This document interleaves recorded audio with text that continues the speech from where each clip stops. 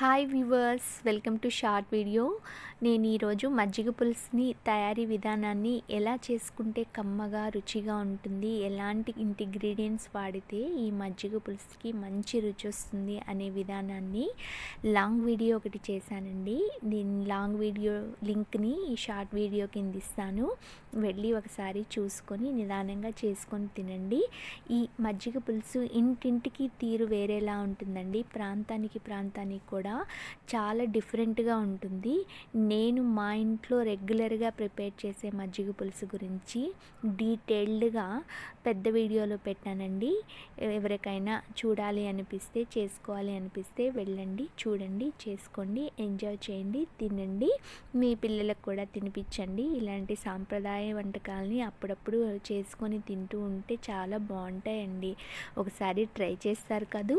Thanks for watching.